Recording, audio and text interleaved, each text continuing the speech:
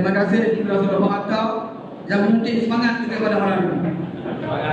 Saya rasa malam ini mungkin masih lagi yang masih hilang, tak hilang lagi rasa terkejut kerana kita telah kehilangan kerajaan, harapan kerajaan yang telah diberi mandat oleh rakyat pada PRU 14 yang lalu.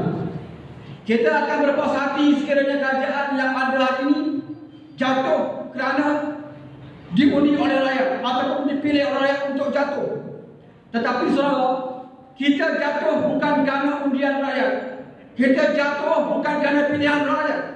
Tetapi kita jatuh adalah antara pengkhianat-pengkhianat yang berada dalam parti kita.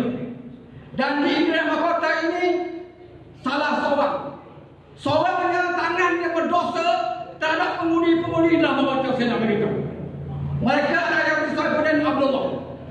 Mungkin saudara-saudara rasa menyesal kerana memangkah calon ini bagi kursi parlimen Indra Mahkota. Apakah sumbangannya kepada penduduk Indra Mahkota selain daripada menjatuhkan kerajaan Pakatan Harapan? Inilah manusia paling bangsat yang pernah lahir ini faham. Kita ada pengusi Terengganu, juga mantan ahli parlimen Indra Mahkota. Beliau pernah menjadi parlimen satu tunggal di negeri Pahang. Kalau dia nak masuk UMNO nak senang saudara, beliau dah jadi menteri lama. Tapi beliau bertahan di dalam parti keadilan. Kita juga ada yang berbangga Datuk Seri Fauzi Abdul Rahman, yang juga mantan parlimen Indra Mahkota. Beliau juga dulu daripada UMNO, sama juga dengan Wabi Saifuddin. Tetapi prinsip perjuangannya, perangai UMNO-nya tidak dibawa di dalam Pakatan Harapan dan juga Parti Keadilan. Sehingga hari ini beliau masih bersama dengan kita dan istiqamah.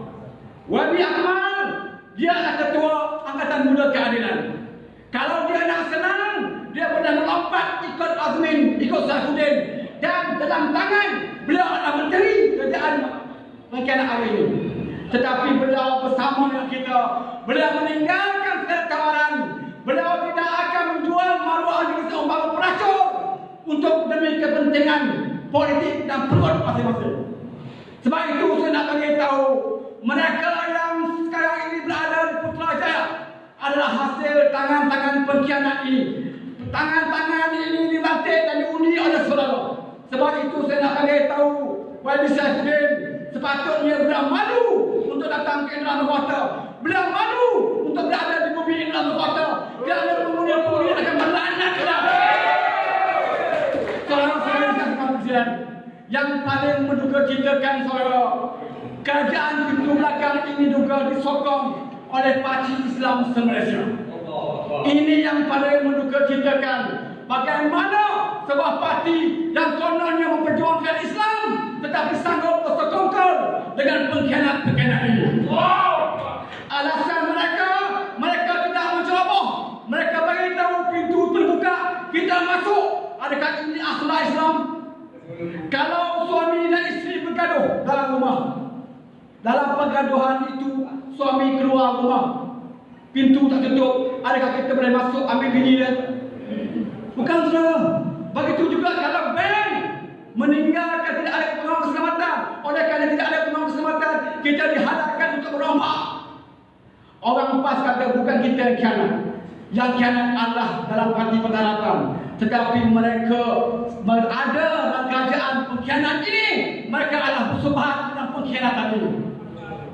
Saudara, kita masih ingat tahun 2009 di mana kerajaan PAS di bawah pimpinan Wabi Liza menjadi menteri besar, dijatuhkan dengan cara khianat. Waktu itu apa fatwa PAS? Berlainan sama sekali PAS di waktu almarhum Tunku Bin Aziz. Beliau adalah orang yang menggunakan agama untuk kebaikan kita. Beliau, saya percaya dan saya yakin, sekiranya almarhum Tunku Bin Aziz ada sekarang ini, beliau sama sekali tidak akan setuju PAS bersekongkol dengan pengkhianat-pengkhianat ini. Kalau kita perintah, kita tangkap perompak-perompak yang dibawa ke penjara.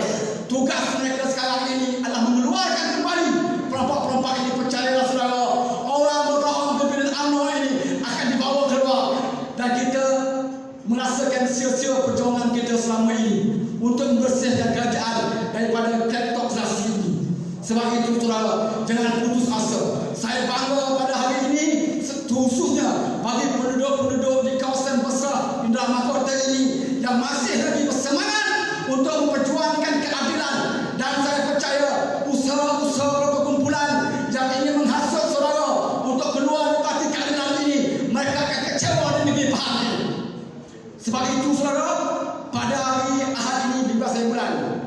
dikabarkan ada program untuk mengisytiharkan anggota-anggota keadilan keluar parti. Saudara tengok dalam ramai-ramai itu bukan anggota keadilan, kemungkinan ada bersatu pun ada dan tak ada parti pun ada. Ambil gambar ramai-ramai, mereka katakan inilah anggota keadilan yang akan keluar parti. Nak panggil mereka datang, kena buat kenduri saudara. Buat kenduri sebab untuk menjayakan keadaan pengkhianatan ini.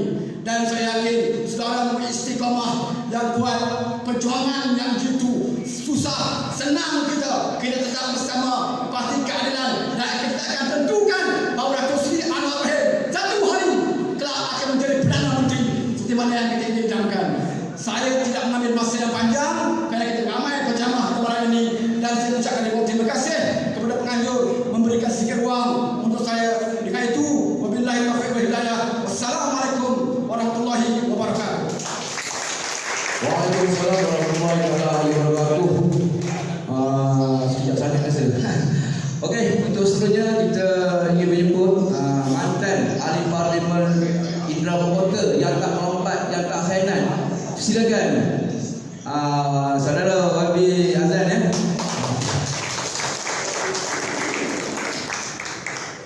Bismillahirrahmanirrahim. Assalamualaikum warahmatullahi wabarakatuh. Salam sejahtera.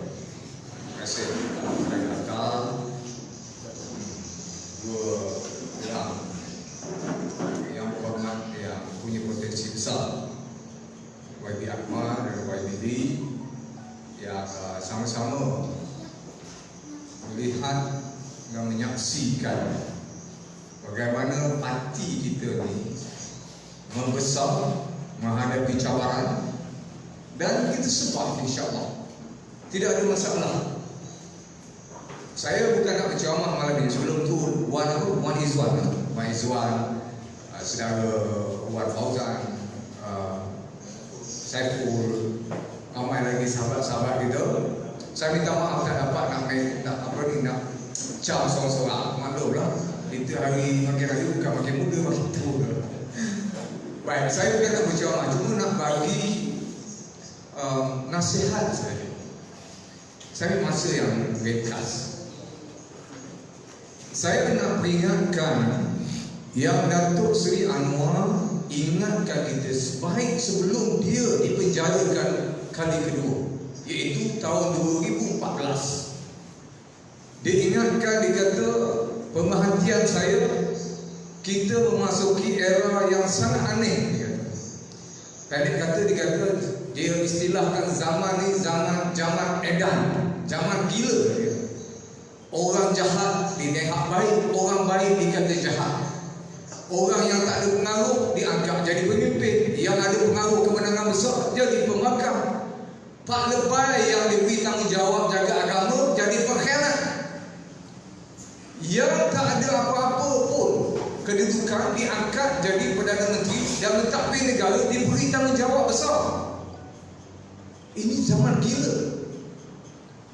Datuk Seri Anwar dah ingatkan kita seawal 10 tahun dulu. Sekarang terjemahan itu nampak betul-betul di depan mata kita. Mantan Perdana Menteri yang pada masa itu susah kita nak terima dia. Saya masih ingat deklarasi rakyat kita mula-mula umumkan kerana usaha bersama, kononnya masa itu nak menggembling usaha bersama untuk menjatuhkan kerajaan kleptokrat. Apa? Kleptokrat. Sebab kita bukan kleptokrat, sebut susah. Sama-sama kita terima dia, usung dia daripada utara sampai selatan. Kita bertekun lumuh di Terengganu dan Kelantan pada masa itu. Orang tak terima dia. Tapi kerana Datuk Seri Anwar pada masa itu menghantar mesej di Mahkamah Jalan Duta, mengarahkan kita semua menerima dan bawa bersama pergerakan ini, kita terimalah. Kita telanlah apa saja. Kita tahu semua keluarga Datuk Seri Anwar tidak menerima bulat-bulat kehadiran dan juga kerjasama yang ditawarkan. Betul tak? Betul. Pada masa itu semua orang confused. Tapi zaman edan membuktikan orang yang kita percaya rupanya itulah pengkhianat. Susah pada kita. nak fikirkan keadaan ini. Orang yang rapat dan baik dengan keluarga, dengan Datuk Seri Anwar sendiri, khianatnya bukan sedikit. Khianat dari dalam macam api dalam sekam. Rasa panas sikit dia punggung, akhirnya hangus satu rumah. Tuan-tuan, puan-puan, hari ini sebenarnya bukan kerajaan pintu belakang. Tak apa kalau masuk ke pintu belakang, ke depan, atas, bawah, tak apa. Ini bukan kerajaan ikut pintu, ini kerajaan ikut lubang. Kalau pintu dia ada peluang, kalau buka tutup, kalau tak tutup rapat boleh kumpit. Tapi lubang, tuan-tuan, kecil je lubang tu, boleh dikatakan mustahil untuk menjelma sebagai satu kerajaan. Lubang ni terlalu kecil. Tapi lubang ni lah dibawa oleh sekumpulan rakan-rakan, mantan rakan kita, menghidupkan peluang. Gedi, orang sekarang kata gedi, apa gedi? Korek sikit demi sikit korek, akhirnya jadi lompong, jadi lubang besar, melebihi kata gua lagi, terbuka. Akhirnya apa? Mereka menggunakan semua saluran termasuk mempengaruhi institusi tertinggi dalam negara sambil memperdayakan mereka. Kenapa? Kerana hasad dengki, kerana mereka inilah anggota masyarakat yang ditakdirkan sebagai anggota di dalam zaman edan, zaman gila. Kalau tak gila, tak buat pamer macam ni. Petanda gila pertama, tuan-tuan, apabila dia ni terlibat dengan aktiviti gila dia, iaitu aktiviti apa? Aktiviti apa? Takut, kerana dia takut. Terlibat, dia jauhnya terlibat dengan aktiviti macam ni. Takut. Maka sanggup cari buffer, cari perisai. Perisai ini pada pandangan dia, apabila dia bertahan dalam kerajaan, belah mana pun dia akan terlepas. Sama lah seperti menteri-menteri yang didakwa berpendirian yang sama. Kok mana pun dia mesti jadi kerajaan, kok pintu ke, kok belakang ke, kok lubang sekalipun, dia nak jadi kerajaan kerana pada pandangan dia menjadi kerajaan adalah menjadi perisai yang besar untuk melindungi kesalahan masing-masing. Betul tak? Ini pendirian zaman edan, pendirian gila ni. Bukan pendirian orang yang berfikiran betul. Sebab itu saya merayu kepada kawan-kawan kita di Terengganu, di Kelantan, di Pahang, di Damokota, tolong fikir baik-baik. Kita ada ramai kawan-kawan kita yang hampir-hampir tergelincir untuk berada di zaman gila seperti mereka. Pujuk mereka, beri penerangan segera, dekati mereka dan beritahu. Tapi apabila kita tahu sekiranya mereka ini telah menjadi gila kerana termasuk dalam kalangan terpengaruh ini, maka seperti yang Datuk Seri Anwar katakan, kalau dah pilih untuk keluar daripada parti, tak boleh ikut parti, tak boleh turun parti lain. Apa jawapan pada dia? You can get lost. Keluar saja. Zaman kita dicoba, diuji sebenarnya banyak kali. Parti keadilan lah parti yang dicoba, diuji terlalu banyak dalam masa yang singkat. Lompat parti sebenarnya bukan baru. Tahun 2010, 7 orang ahli parlimen PKR melompat parti kerana tak boleh tahan mata tengok duit. Saya tengok dengan mata sendiri, mata 2 biji saya ni, bertempat di Hotel One World tingkat 19. Orang yang dikatakan setia, kononnya mendakwa setia dengan Datuk Seri Anwar, kononnya, tuan-tuan tahu siapa mereka ni. Tak tahan dengan sogokan piti wang ringgit, sanggup sign SB kerana nak keluar parti jadi bebas. Apa motif dia? Kerana nak carakan imej Datuk Seri Anwar dan PKR pada masa itu di mata orang ramai. Apa berlaku pada diri orang sekarang? Jadi sampah. Jadi sampah dicemuk oleh orang ramai. Tak berhenti di situ, perangai yang sama diulang. Sekarang diketuai oleh tokoh semburit. Semburit. Perkataan ini tak pernah keluar, tapi sekarang budak sekolah darjah 1 pun tahu sebab ini dimasukkan dalam tata kata Dewan Bahasa dan Pustaka kerana diambil daripada perkataan Indonesia, kan? Betul? Semburit maksudnya apa? Saya tahu, RM50 hadiah. Kecil. Tak apalah, sesuai lubang kecil. Jadi maksudnya perkara ini semua berlaku disebabkan oleh ujian gila, tak tahan mereka menjadi gila. Sekarang dibuktikan pula tokoh agama turut menjadi gila sama. Ini yang akhirnya saya boleh bersetuju dengan peringatan Datuk Seri Anwar pada di situ. Jaga-jaga, dia kata, kita memasuki zaman edan, zaman gila. Harap-harap hati kita boleh dijaga. Dan saya setuju dengan pandangan ramai bahawa apa yang berlaku sekarang ialah proses pemutihan, proses membuang toksik, proses mengembalikan kecemerlangan dan keagungan parti PKR kita. Betul tak? Tak apa, sisa-sisa ini kita buang. Walau sedih, walau kita teringat, walau kita rindu, buang sajalah. Buang. Sayang Sarawak, sungainya sempit, perahu juga kecil. Tak apa, jangan dibawa semua, dibuang. Kita buang. InsyaAllah di Pahang, di Terengganu, di Kelantan, kita cuba laksanakan proses ini. Kita buang mereka. Nyah mereka daripada parti. Kerana toksik ini sama bahayanya seperti virus corona. Kecil di virus ini, tak nampak di mata pun, tapi satu dunia menjadi kecoh.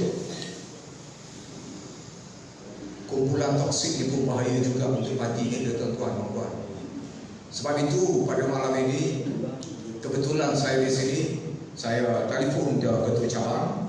Saya kata saya berhajat untuk hadir untuk memberi sedikit nasihat selaku orang lama juga. Seawal 2006, 2008 saya di Parlimen, saya menyaksikan perkara yang hampir sama berlaku, gelombang ujian dalam parti kita kerana peranan pembangkang pada masa itu kita yang kental sebagai check and balance kepada kerajaan, sehingga kerajaan masa itu hampir goyah. Berbagai insiden dan juga isu yang dibawa oleh parti PKR di tingkat Parlimen pada masa itu berjaya mempengaruhi keputusan kerajaan, termasuk tindakan mereka untuk memperkenalkan GST pada masa itu. Dan saya dengar sekali dua ni kata GST nak diperkenalkan semula ya. Baru tak sampai seminggu menjadi kerajaan nak cekik rakyat.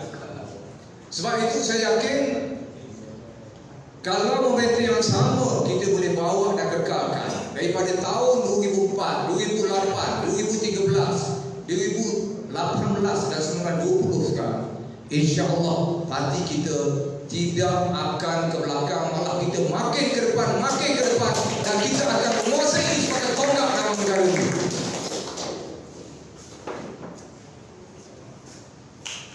Saya rasa peranan orang muda seperti YB Akmal, YB Lee dan rakan-rakan kita yang lain, tolong beri kerjasama pada mereka, kerana kita ada lingkungan 4.8 juta orang muda yang akan mendaftar dan yang akan menentukan parti PKR ini sebagai parti yang ke depan, dan peranan ini mesti dimainkan pada sekarang dan insya-Allah kita boleh berjaya pada kali ini.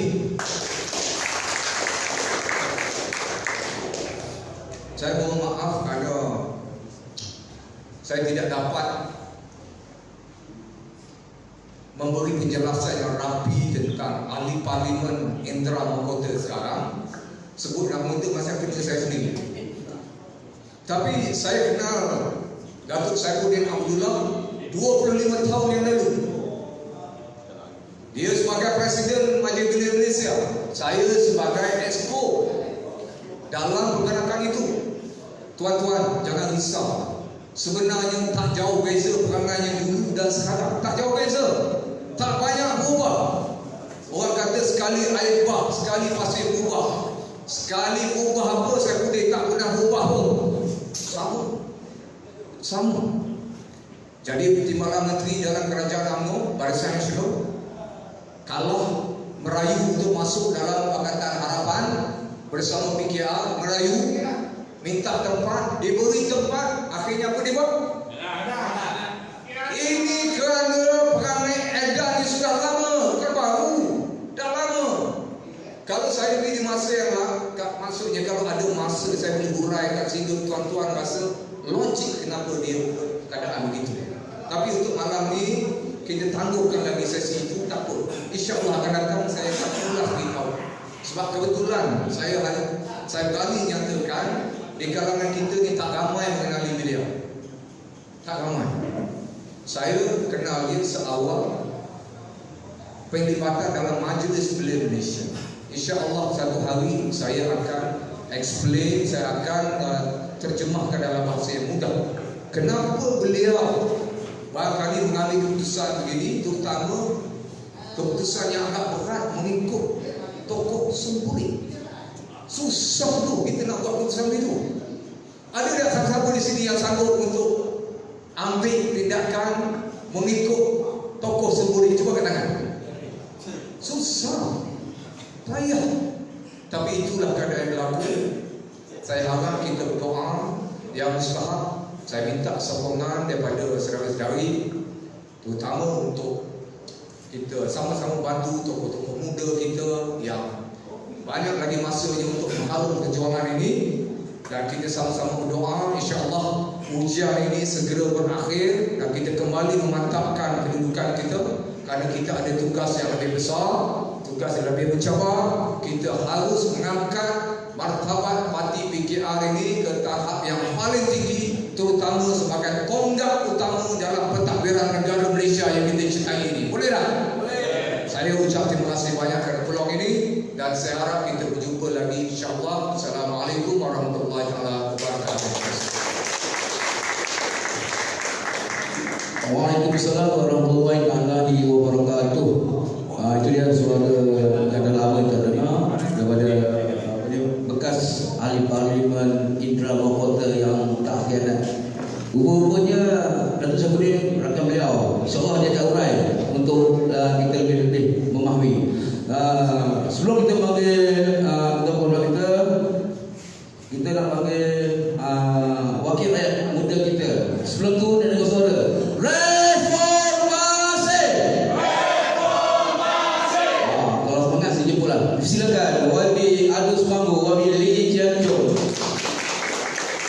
Terima kasih kepada pengurusi majlis yang cukup bersemangat, kepada yang saya hormati Saudara Ahmad Nasir selaku Ketua Angkatan Muda Keadilan Malaysia dan juga Ahli Parlimen Johor Bahru. Beliau tolak awal pagi ini dari Johor Bahru datang ke Kuantan untuk semata-mata bertemu dengan tuan-tuan dan puan-puan. Kita beri satu tepukan bersama dengan kita.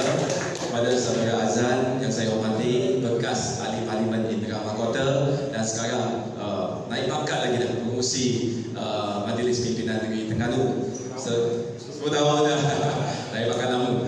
Dan Saudara Wan Izzuan, Saudara Wan selaku Ketua AMK Indra Mahkota, Saudara Wan Fauzuddin, Ketua Penerangan Negeri Pahang Keadilan, kepada juga Saiful, Ketua Ranting kita, penyelia Pusat Komuniti Dua Mesra. Terima kasih kerana kita dapat tempat yang begitu selesa untuk berbincang, untuk juga berjumpa. Ya, kita tanpa usaha AJK anggota kita tak dapatlah sediakan tempat yang begitu kondusif untuk kita bincangkan isu yang penting. Dan saya menganggap isu ini adalah satu turning point, bukan saja untuk negara kita, tapi khususnya untuk Indra Mahkota. Kita juga ada Ketua AMK Pahang, Saudara Mustaqim di belakang. Ini kamera ni menuju sini kan, nanti kita tunjuk muka dia depan. Ya, agak kita berhati-hati juga dengan wabak yang pada masa sekarang pun kita tahu ya, Tan Sri Muhyiddin tengah adakan satu keputusan tentang wabak ini. Jadi terima kasih, tak nak dengar Muhyiddin tapi nak dengar kata saya. Dan tidak lupa, walaupun saya minta pohon semua untuk jaga kesihatan, untuk jaga kebersihan masing-masing supaya kita ya boleh membantu keluarga kita dan diri kita ya supaya tidak ya supaya kesihatan kita terjaga dengan baik. Semalam saya hubungi Saiful, minta dia sediakan tempat yang selesa, minta dia juga siapkan sanitizer ya, bersih-bersih untuk membantu ya, sesiapa yang ingin cuci tangan dan semuanya. Dan ini saya tak perlu ulas panjang, ramai lebih fasih ya daripada saya di sini. Hari ini saya ingin sampaikan beberapa perkara lah. Yang pertama, selaku Ketua Cabang Indra Mahkota. Jadi tempat ini adalah tempat lama saya. Ini pun pekan kedua saya bertanding di Dut Semamu bawah Indra Mahkota. Jadi tuan-tuan dan puan, saya faham perasaan kita yang cukup marah, sedih, dan kita rasa kecewa ya dengan apa yang berlaku khususnya di Indra Mahkota. Harapkan pagar makan padi. Harapkan pengkhianat lompat padi. Ini yang berlaku. Dan bukan berlaku di tempat lain tapi di Indra Mahkota. Dulu kita ada Wadi Azan, kita ada Datuk Fauzi. Ya, cukup baik memberikan perkhidmatan kepada rakyat kita, kepada parti kita. Tapi tak sangka ya, apa yang berlaku datang daripada orang baru dari parti. Yang baru join 2015 kalau tak silap ya, orang baru. Dia lompat dari UMNO. Masa tu parti cukup berbesar hati memberikan ruang yang cukupnya kepada dia. Bukan saja sebagai calon, tapi sebelum tu berikan peranan yang cukup penting selaku apa? Ketua Sekretariat Pakatan Harapan. Tuan-tuan puan-puan, jawatan itu adalah jawatan utama untuk apa? Memantapkan Pakatan Harapan, untuk menjaga ya perpaduan Pakatan Harapan, bukan untuk menghancurkan Pakatan Harapan, tuan-tuan puan-puan. Tapi ini yang berlaku apabila kita nampak yang menjawat jawatan itu pun, yang ruang yang begitu besar diberikan pun, akhirnya dia khianat.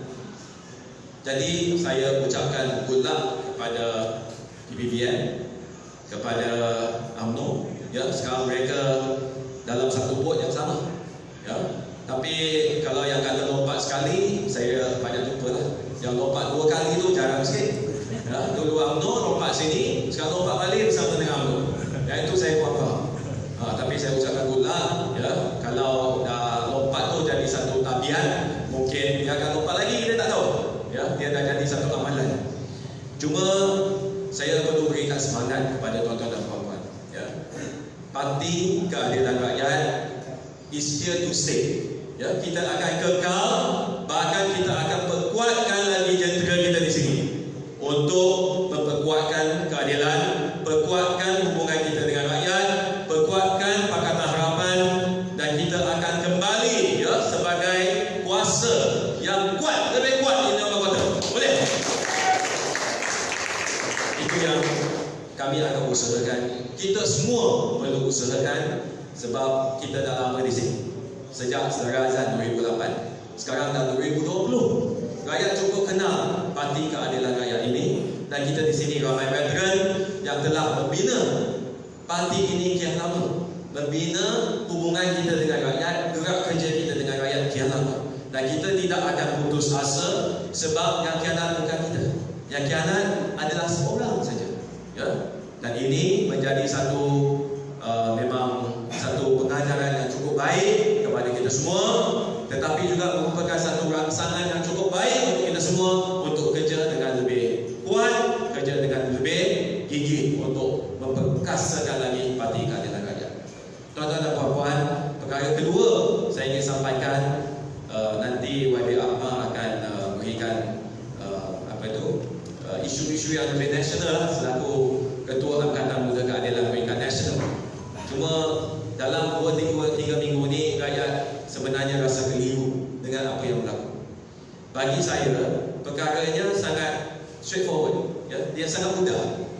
Dia tidak complicated, dia tak kompleks pun. Sebenarnya apa yang berlaku dalam 3-4 minggu ini tidak lain tidak bukan, ya, adalah ada segelintir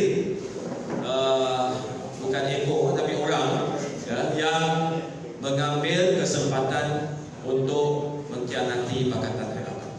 Bermula dengan 11 orang yang kita label mereka sebagai kartel, dan sekarang terbukti mereka adalah kartel. Kartel ni apa, tuan-tuan puan-puan? Kartel ni orang yang bersekongkol, ya, orang yang berkomplot. Kartel tu lebih baik sebenarnya daripada kartel. Kartel ni yang bersekongkol, yang berkomplot untuk buat kerja jahat. Jadi 11 orang ni diberikan pelbagai peluang dalam parti, tapi itu tidak cukup untuk memenuhi, ya, untuk juga nafsu mereka.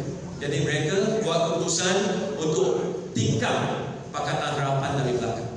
Kalau tuan-tuan dan puan-puan masih ingat, mesyuarat Pakatan Harapan baru berlangsung pada 21 hari bulan Februari. Masa itu dibincangkan dengan begitu baik, dan Datuk Seri Anwar, Presiden kita, memberikan peluang yang cukup, yang kesabaran yang begitu besar, peluang yang begitu luas, ya, peluang yang begitu banyak kepada pimpinan, kepada Tun Mahathir. Kata tak apalah, tak perlu tetapkan tarikh pun tak perlu, ya, sehingga masa yang sesuai, sehingga orang tua rasa nak berundur, kita baru ambil alih. Datuk Seri Anwar baru ambil alih. Jadi bincang dengan baik, dengan sempurna. Tapi ada pihak yang tak sama-sama. Jadi 2 hari lepas perbincangan itu, mereka jalankan langkah hotel Sheraton, bukan 4 Point. 4 Point itu kat Sabah, ini Sheraton kat KL. Jadi langkah Sheraton ini adalah langkah busuk namanya. Walaupun hotel itu bagi Sheraton, tapi langkah itu busuk namanya. Kenapa? Sebab mereka ambil kesempatan untuk tikam Pakatan Harapan dari belakang. Antaranya ada Ketua Sekretariat Pakatan Harapan, ada Timbalan Presiden Pakatan Harapan, ada Ketua ataupun bekas Ketua Wanita Pakatan Harapan. Jawatan penting tu semua jawatan kanan, tapi tidak dihargai, tuan-tuan. Mereka nak lebih, mereka nak menteri pun tak cukup. Kerajaan Pakatan Harapan berubah pada masa itu. Dan apa yang penting saya ingin kongsikan, sebab bahawa Pakatan Harapan ataupun keadilan tidak sesaat pun terganjal daripada prinsip kita. Kita pilih calon masa itu, calon Perdana Menteri untuk menghadap istana masa itu. Calon PM ke-7 siapa? Tun Mahathir. PM ke-8 Datuk Seri Anwar. Jadi bila Pakatan Harapan bermesyuarat untuk bincang, PM ke-7 letak jawatan sudah. Jadi PM8 kita nak lantik siapa? Anwar lah, Datuk Seri Anwar Ibrahim. Kita lantik dia. Dan pada masa itu Tun Mahathir telah letak jawatan sebagai pengurusi PBBM. Jadi bukan lagi sebahagian dalam Pakatan Harapan. Jadi kalau nak kata ada pihak yang gila kuasa, itu tak betul sebenarnya. Sebab tiada pilihan dan keputusan dibuat oleh Pakatan Harapan untuk calonkan Datuk Seri Anwar Ibrahim sebagai PM ke-8 supaya janji kita kepada rakyat dapat dipenuhi. Faham ya? Jadi itu jelas. Jadi jangan ada pihak yang cuba mainkan isu kata adalah siapa yang gila kuasa, asyik nak jadi PM. Sebenarnya tidak. Itu pun apabila rundingan pertama, ya, tidak dapat mencapai persetujuan, tidak siapa yang betul-betul dapat majoriti mudah. Jadi ada round kedua. Jadi round kedua, Tun Mahathir bertemu dengan pimpinan-pimpinan Pakatan Harapan. Masa itu Tun Mahathir sudah tidak lagi sebagai pengurusi, dia di luar Pakatan Harapan. Cuma ingin bertemu untuk mencari satu jalan untuk dapat majoriti. Jadi pertemuan itu sekali lagi, tuan-tuan dan puan, Datuk Seri Anwar yang begitu murah hatinya kata tak apalah, walaupun keadilan 39 kursi, Tun Mahathir masa tu belasan kursi saja, tak sampai 20, tapi kata kita nak bersama untuk selamatkan Pakatan Harapan. Jadi tak apa, calonkan Tun Mahathir sekali lagi. Kita tengok sifat pimpinan kita yang begitu mulia, yang begitu tak kisah, ya, tak apa, untuk selamatkan Pakatan Harapan boleh diberikan. Cuma apa yang berlaku selepas itu, ya, kita lihat ada seorang pengkhianat yang kena buat keputusan sekarang, ya, yang tikam, ya, orang tua dia sendiri dari belakang, dan dia, kita kata apa, potong trip, ya, dia potong jalan tu sendiri dah jadi Perdana Menteri. Dan kita lihat dalam 2-3 minggu ni pengkhianatan berlaku, bukan sekali, bukan oleh seorang, tapi oleh kelompok-kelompok yang gila kuasa, kelompok-kelompok yang nafsu mereka besar, kelompok-kelompok yang angkuh, sombong dan tidak pedulikan rakyat, tuan-tuan dan puan. Mengapa saya kata rakyat tidak dipedulikan, tuan-tuan dan puan? Pimpinan yang lompat ini, yang pertama, mereka khianat rakyat. Mengapa? Rakyat pilih siapa, tuan-tuan dan puan? Masa mudik, pilih parti apa? Pilih keadilan. Pilih keadilan. Tapi sekarang di mana mereka? Parti lain. Mereka bukan lagi PH, ada lagi di sini, di situ, ada yang lompat 2 kali, ada yang lompat 3 kali pun ada. Ya, di Sabah kita nampak ada kata yang sini, lepas tu Malik boleh, lepas tu Muhyiddin pun boleh, lepas tu nak ubah, lepas tu balik kepada Muhyiddin. Ada juga.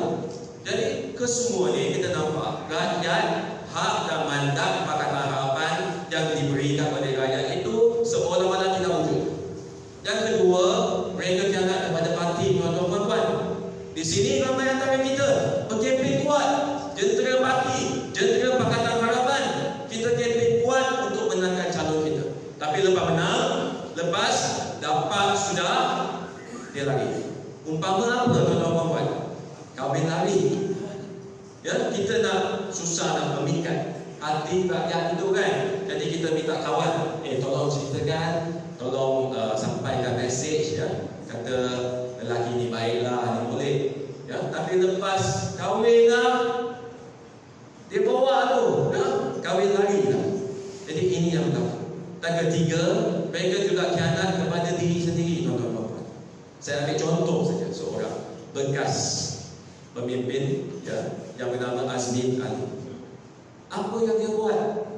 Dia lama bersama dengan keadilan, tuan-tuan dan puan, 20 tahun. Lebih lama daripada Akmal, saya rasa. Ya. Dia mula sokong perjuangan keadilan. 18 matlamat perjuangan kita, guna lambang kita untuk bertanding, ya, dan setuju, ya, dengan landasan perjuangan kita. Tapi hari ini lompat parti lain, pihak lain. Seolah-olah Azmin Ali dulu bukan lagi Azmin Ali hari ini. Dulu Azmin Ali yang perjuangkan, yang membantu Datuk Seri Anwar, yang memberikan sokongan kepada parti. Hari ini pengkhianatan, tuan-tuan dan puan. Jadi Azmin Ali hari ini telah mengkhianati Azmin Ali dia sendiri yang dulu. Tuan-tuan dan puan, dia khianat dia sendiri. Itu pun boleh berlaku. Jadi kita balik kepada apa yang saya sampaikan tadi. Jangan rasa kecewa. Saya ulaskan ke semua ni adalah untuk mendedarkan perangai, sikapnya orang. Tapi yang penting adalah parti.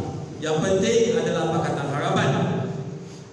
Dan masa ini kita nampak dah, walaupun kononnya terbentuk Perikatan Nasional, tapi nama tu saya rasa tak daftar lagi. Ada Perikatan Nasional, tak ada lagi. Nama saja, ya. Tapi nak daftar pun belum. Kalau nak daftar pun tak tahu semua setuju atau tidak. Baru seminggu dah gaduh. Ada yang tak dapat jadi menteri, baru latih timbalan menteri, dia berajuk dari Sarawak tak ada datang untuk akad sumpah. Ada juga, ya, pihak yang kata, saya nak pemimpin parti saya jadi timbalan Perdana Menteri. Kalau tak dapat, dia kena balik jadi nelayan. Orang Terengganu lah, saya kata. Tak dapat. Entahlah dia kat mana sekarang. Ada yang kata mungkin boleh lantik dia jadi pengurusi LKIM, ya, Lembaga Kemajuan Ikan. Boleh bantu, kan, tambah hasil tangkapan kita. Kita juga nampak ada pihak UMNO pun merajuk sekarang. Jadi kononnya nak selamatkan selamatkan negara kita, nak selamatkan daripada PAP. Tapi apa yang berlaku kita nampak baru seminggu. Minggu lepas kata nak selamatkan negara, minggu ni dah kata. So itulah rejim yang kita nampak dengan mata sendiri, dan saya yakin rakyat ada kebijaksanaan untuk menilai, dan tidak lama dah kita perlu tunggu. Saya yakin kalau kita stay, kita kekal, kita teruskan perjuangan kita, tidak lama dah kita akan bersama dengan rakyat untuk lawan ketidakadilan ini, dan kita akan terus memperkuatkan keadilan, dan saya nampak kita akan berjaya. Boleh? Boleh. Jadi tidak nak ulas panjang sangat sebab Kuantan dan kawasan saya sebagai tuan rumah, saya perlu berikan ruang lebih kepada tetamu-tetamu kita. Sekali lagi sekalung terima kasih kepada pihak yang menganjurkan program pada malam ini. Saya difahamkan yang ikuti live kita jauh lebih ramai daripada yang ada pada malam ini. Jadi ramai dunia tengah melihat kita. Sebenarnya Malaysia ni apa terjadi ni? Banyak negara belum lagi ucap tahniah kepada Muhyiddin tau. Mereka tak sure adakah kerajaan ini kerajaan yang legit, kerajaan yang sah. Bahkan Muhyiddin sendiri kata, saya mohon Tun Mahathir mengiktiraf kerajaan ini. Artinya dia sendiri pun tak yakin tau kerajaan ini. So apa yang berlaku? Saya nampak satu angkara yang cukup tidak bertanggungjawab, satu pengkhianatan yang berleluasa, yang melampau. Tapi rakyat akan terus bangkit untuk melawan dan untuk membawa semangat kita kembali. Sekian, terima kasih. Kita jumpa lagi. Terima kasih kepada Alif Mahmud dan juga Wabi Lee Chian Chong. Satu bukan kepada Wabi Lee Chian Chong. Tak kuat lagi. Okey, sebelum saya panggil tetamu kita, saya ucapkan terima kasih kepada saya diberitahu ada pegawai perluatan berkaitan dengan SP lah yang menjaga keselamatan kita di belakang. Terima kasih. Satu bukan. Silakan saudara para keselamatan tak ada halnya walaupun kalau biasa membangkang sebenarnya. Depan boleh. Okey. Yang kita tunggukan tetamu hormat kita. Sebelum tu saya nak kekalkan dewan kita dengan rombongan reformasi. Reformasi. Reformasi. Reformasi. Reformasi. Reformasi. Kerajaan pintu belakang kanan, silakan. YB Akmal Nasir, ahli Parlimen Johor Bahru, merangkap Ketua Angkatan Muda Malaysia, dipersilakan YB. Reformasi.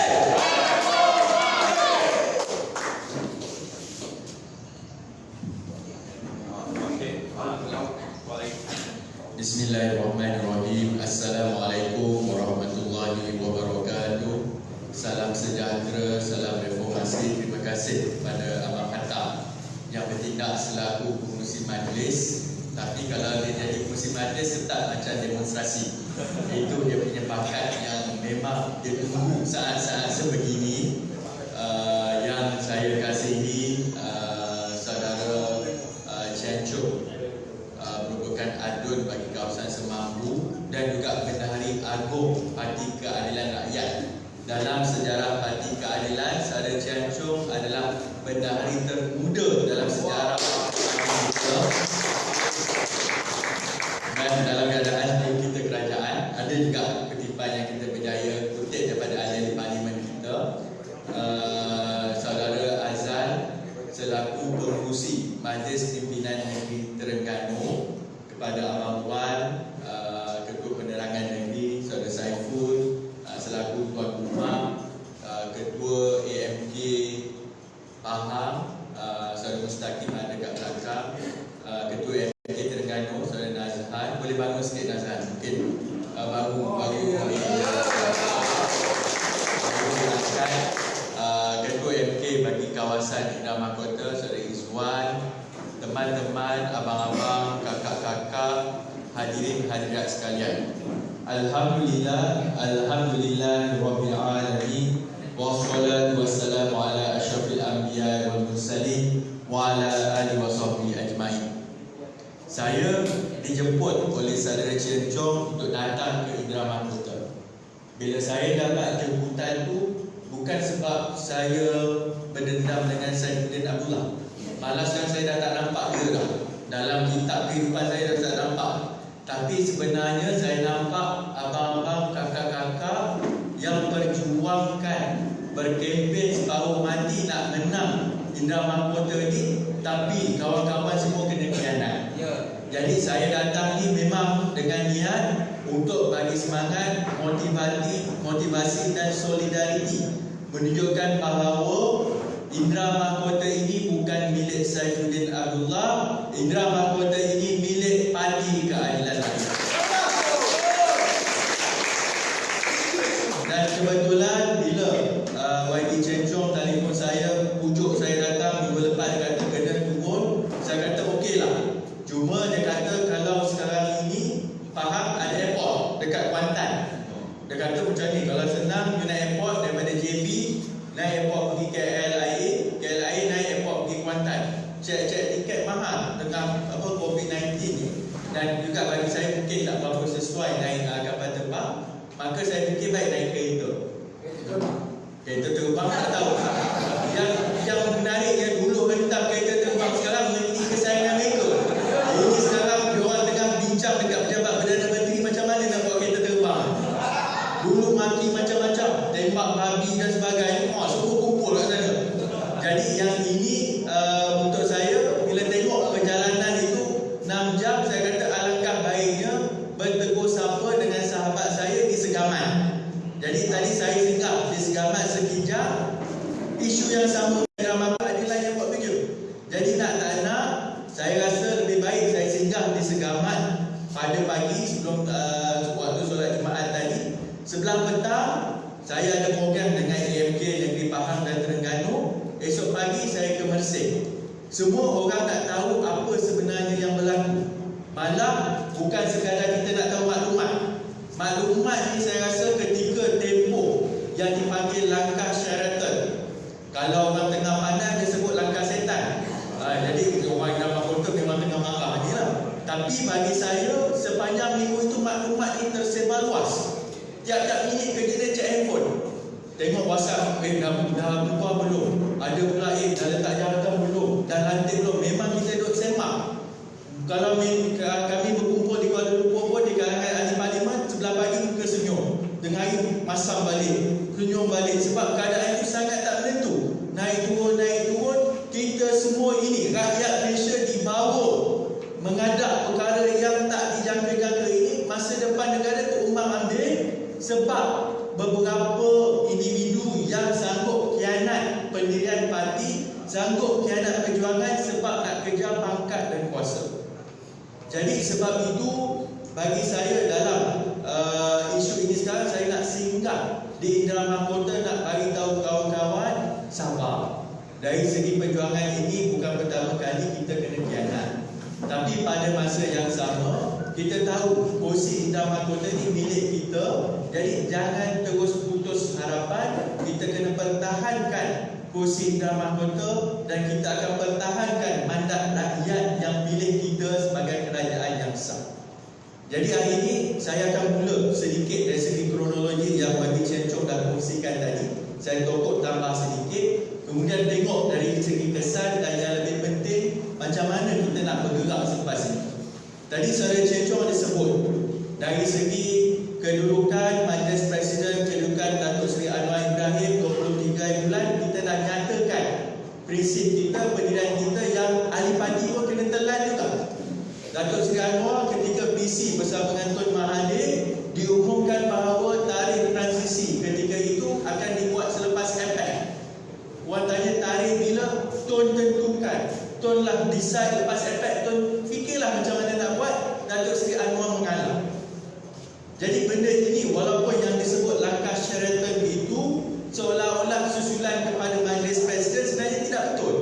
Sebenarnya Majlis Presiden dah bersetuju kita bagi mandat kepada apa yang dan keadilan tak ada tuntut apa-apa. Kita ikut apa yang kita bersetuju daripada dulu. Jadi langkah Sheraton ni sekarang dia nak salahkan ini semua salah Anwar Ibrahim, ini semua salah keadilan. Dulu dia kata Anwar Ibrahim gila kuasa, sekarang tengok siapa yang gila kuasa sebenarnya. Sebab itu yang kalau sekarang ni kita mungkin rasa keliru lah, bergema sikit lah, yang kita rasa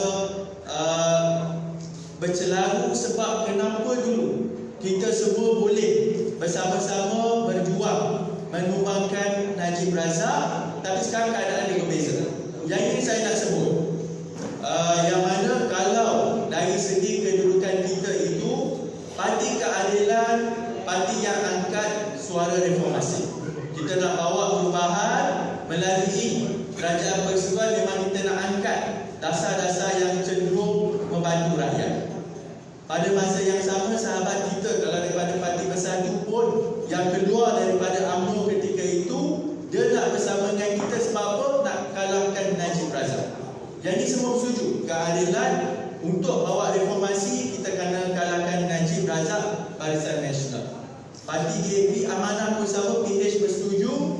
Bersatu yang baru tubuh hasil daripada keluar daripada UMNO, masuk nak lawan kita, nak lawan Najib Razak. Cuma satu je yang masalah kita tak nampak ketika itu. Keadilan lawan nak tumbang Najib Razak, nak bawa reformasi. Mereka lawan keluar UMNO, lawan Najib Razak sebab mereka nak jadi Najib Razak. Yang ini yang kita terlepas pandang. Mereka sebenarnya berebut nak pegang kuasa tersebut. Yang kita dulu dah menang kerajaan pun kebanyakan orang keadilan masih rasa menganggap keadaan itu memang macam pembangkang. Dari segi kedudukan menterinya, yang mana nama-nama dihantar oleh parti tak diangkat. Yang diangkat dipilih oleh di kalangan yang sekarang ini kita kenal memang berkhianat dalam parti, kantor-kantor ini. Jadi dari segi sudut tersebut, prinsipnya keadilan tidak pernah berubah. Sebab dalam episod ini kita seolah-olah keadilan terpaksa ikut pendirian Tun Mahathir dan sebagainya. Tapi dalam isu langkah Sheraton ini, sebenarnya keadilan tidak langsung terlibat. Yang ini mereka memang ada rancangan nak ambil tampuk kepimpinan negara. Malah bila perkara itu berlaku, pada masa yang sama digambarkan bahawa kepimpinan parti-parti politik dah masuk menghadap. Bagi SD mengatakan mereka ada sokongan dan sebagainya. Sheraton itu nak tunjuk bahawa mereka ada angka. Malah ini penipuan. Sebab yang kumpul kat sana semua kata makan malam, majlis makanan malam. Bukannya majlis apa, dia nak mengkaburi perkara tersebut, nak kumpul ahli-ahli parlimen, tapi sebab pun tak boleh nak sebut. Bila media tanya, oh datang makan, ada yang makan, ada yang balik, datang kemudian. Semua ini adalah seolah-olah nak tunjuk mereka bersama dengan satu kumpulan. Tapi yang ini keadaannya, esoknya baru kita faham bahawa memang ada move untuk tumbangkan Pakatan Harapan. Saudara Cecong tadi ada sebut dalam Majlis Presiden, memang apabila perkara ini berlaku, waktu tengah hari tersebut kebetulan memang saya dah ada di Ibu Pejabat Keadilan. Datuk Seri Anwar ada pagi itu, kita ada dibincang beberapa perkara. Dan pada masa yang sama petang tersebut juga beliau masuk menghadap. Kalau ingat hari Isnin, tak silap saya, jam 2.30 petang memang Datuk Seri Anwar ada appointment dengan yang di-Pertuan Agong. Dan appointment itu dah booking dah lama. Bukan sebab kes ini ada orang kata dia pergi melobi ke tidak. Memang pertemuan itu telah lama diatur. Dan pada masa yang sama, dalam keadaan kita tahu Datuk Seri Anwar nak masuk menghadap, tiba-tiba keluar kenyataan di media, di laman sosial mengatakan bahawa Tun Dr. Mahathir letak jawatan. Yang ini sebenarnya bukannya kita yang suruh letak jawatan, yang pandai-pandai letak dia. Dia letak jawatan, kemudian dalam isu yang tengah kucak-kacir ini, pengurusi daripada Presiden, saya rasa Dr. Muhyiddin Bersatu, dia buat kenyataan Bersatu tarik diri daripada Pakatan Harapan. Yang ini rakyat semua tahu. Ini maklumat yang keluar semua. Jadi apabila perkara ini berlaku, bila Datuk Seri menghadap, Datuk Seri pun jelah tanya keadaan semasa semua, dan Yang di-Pertuan Agong begitu polite dan memberitahu dalam keadaan yang polite lah. Tak adalah cerita dari segi nak terlibat dengan unsur politik langsung, tiada. Perkara itu berlaku dengan baik. Cuma pada masa yang sama, bila petang tersebut, kita juga dalam tempoh tak sampai berapa jam, keluar pengumuman Tun Mahathir dilantik semula sebagai interim Prime Minister, Perdana Menteri interim. Dan perkara ini memang kita pun terkejut. Pakatan Harapan sekarang ini dalam keadaan yang tidak tahu ke mana hala tuju, sebab rakan sekutu kita dah umum keluar daripada Pakatan Harapan. Dalam keadaan kita mendukung penuh kerajaan yang sedia ada, tiba-tiba dia letak jawatan, tarik satu keluar daripada Pakatan Harapan, kemudian kita tak tahu apa yang berlaku. Jadi keputusan Majlis Presiden pada malam tersebut nak jemput Tun Mahathir, ketika itu masih pengurusi Majlis Presiden, jemput untuk pengurusikan mesyuarat.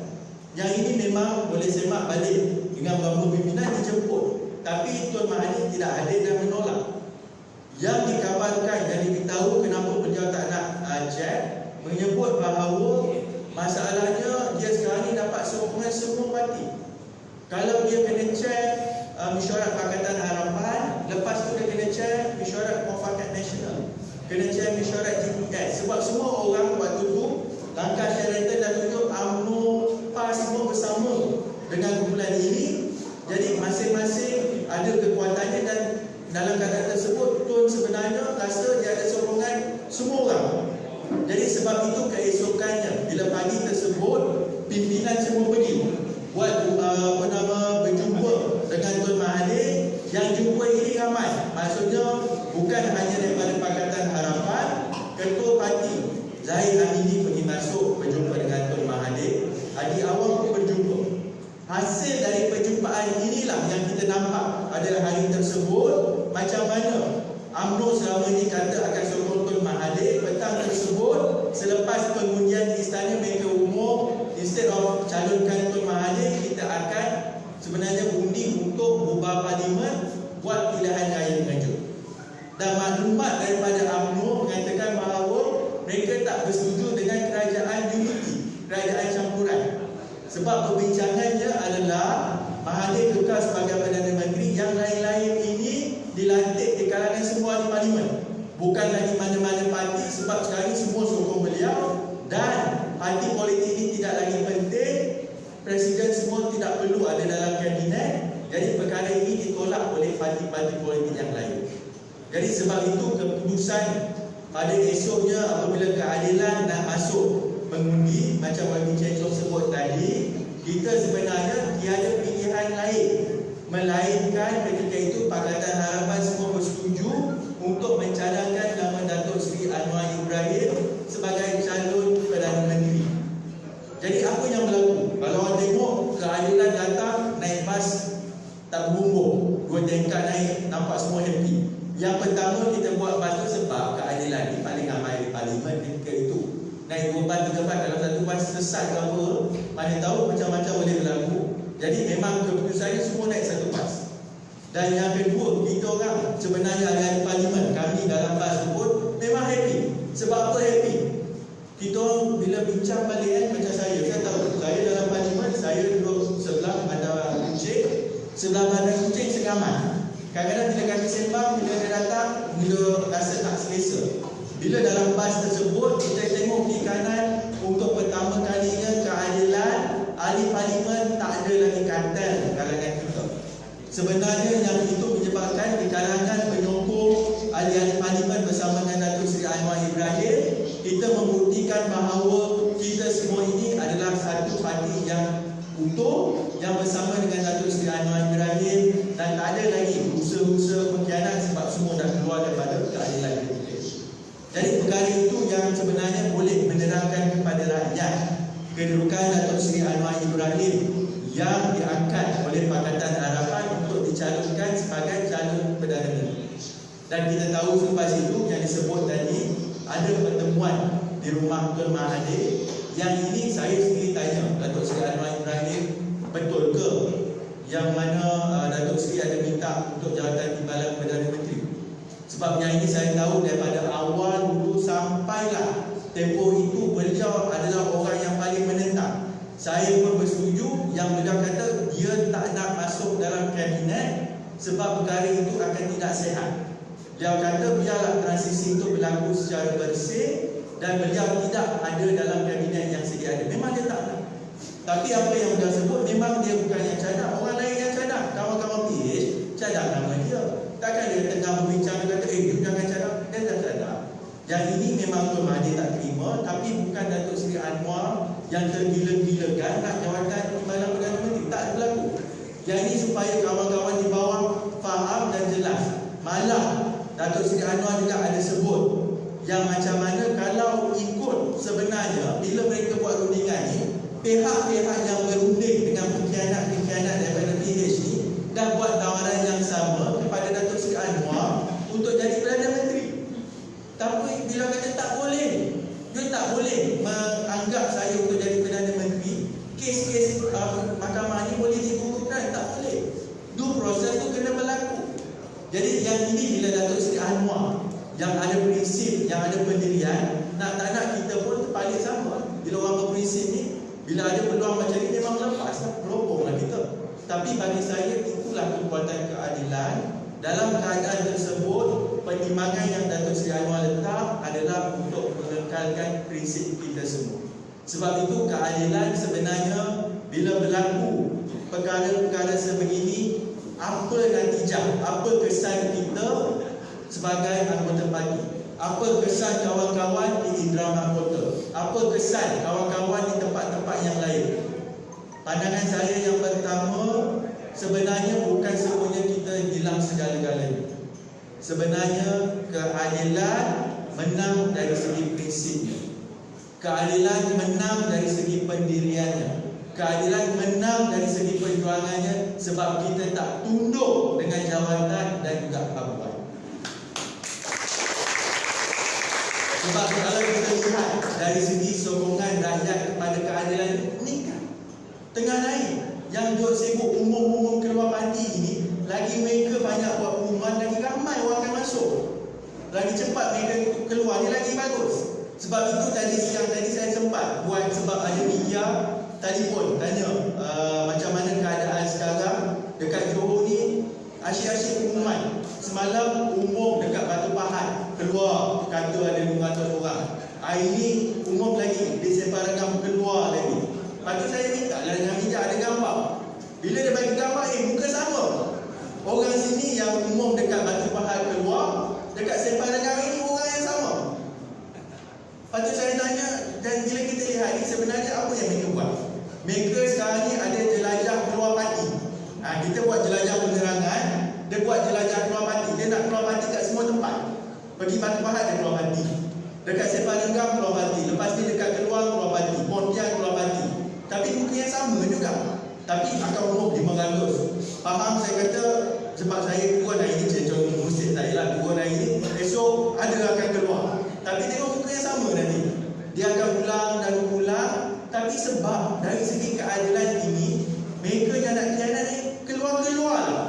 Bagi kita yang tinggal dalam keadilan ni, kita ada prinsip, kita akan kekal setia dengan perjuangan dan keadilan seperti prinsip saya.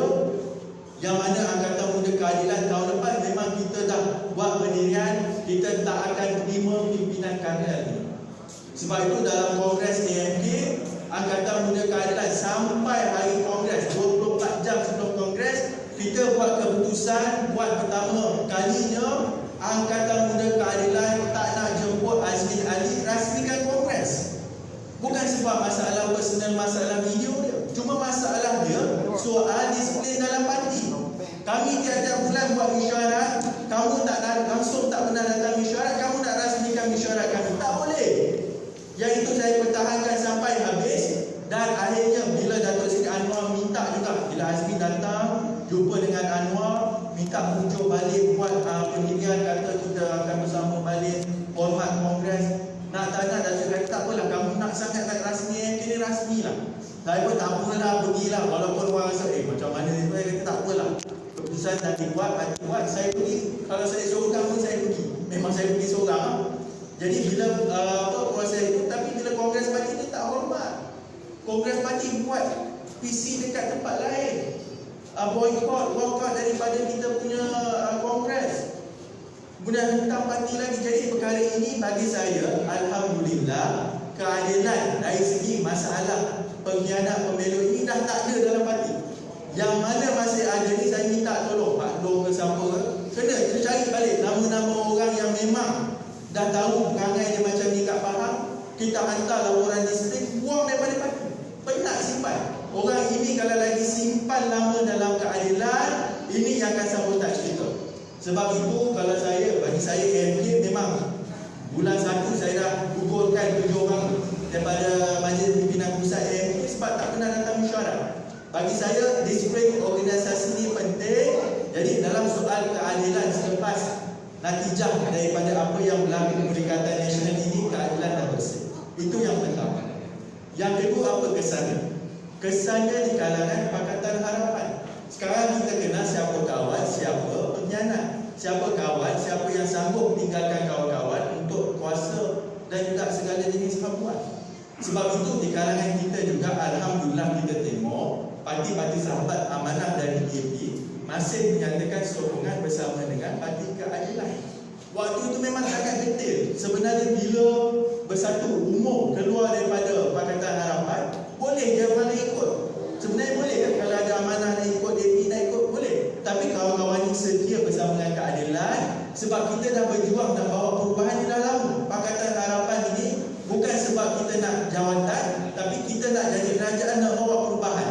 Tapi kalau kamu nak guna kaedah yang tak betul, yang tak nak ada accountability, kami tak nak ikut.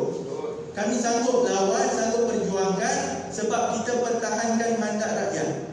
Sebab itu dari segi kedudukan, sebenarnya kesan daripada pengkhianatan, episod pengkhianatan ini, kita kenal Pakatan Harapan ini sebagai kawan-kawan kita.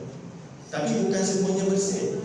Yang kata ialah buang-buang dalam keadilan ini kita bergaduh. Memang kita dah nyatakan ini khianat memang terbukti. Dan tapi parti yang lain pun ada juga kes-kes ini nak tanya, inilah pembersihan yang berlaku. Sebab tu saya sebut tadi, dari segi apa? Dulu kutuk, maki, esko dekat Melaka, wajib beliau, tembak babi lah, marah babi dulu. Sekarang ni dia yang peluk, bukan dia esko. Dulu dia kutuk Suraidah, dia yang sebut Mak Lampir apa semua. Sekarang dia yang bawa ni masuk jadi menteri sama. Dia mengata Azmi dulu semua sanggup angkat bersama. Kalau tengok yang kawan kita dekat amanah, saya pun sedih juga tengok pemuda amanah nasional. Tahu kan Esko Pengak ni keluar daripada pejabat Esko nangis. Saya sedih sangat sebab hilang jelas dia kata sebab dia nak terus berjuang berjasa kepada rakyat.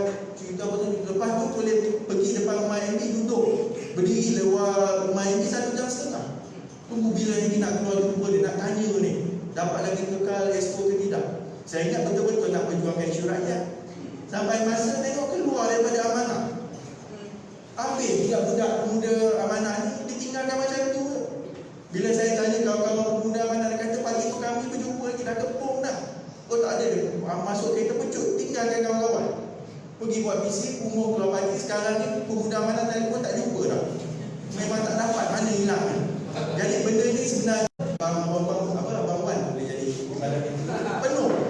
Sebab dia nak kekalkan dia punya kedudukan. Jadi siapa yang ada potensi nak lompat, ini yang akan dapat jawatan dulu. So UMNO tak faham dulu. Sebab itu keadilan dulu bersabar. Kita tahu nak tak nak kerajaan KH dulu memanglah ada benda yang kita tak selesa, tak setuju. Tapi dalam soal ini keadilan memang bersabar, telan. Sebab kita tahu ada benda yang lebih besar. Anwar Ibrahim nampak bila berlaku transisi kita boleh buat kerja betul-betul. Tapi yang lain kita bersabar. Dan semalam ada mesyuarat tertinggi UMNO. Pagi tadi saya dalam kereta semua saya tengok video apa nama Pasir Salah. Datuk Tajudin beritahu, oh marah-marah tu. Saya dah bersuara dalam majlis tertinggi, kenapa menteri ni tak banyak. Kemudian saya terlihat yang saya rasa mungkin dia tercakap sebagai jenis yang cakap lepas. Dia mengatakan bahawa sokongan kepada UMNO ni makin menurun. Dulu waktu muafakat nasional tengah momentum naik ni, UMNO ngampas ni, jihad dan sebagainya, agama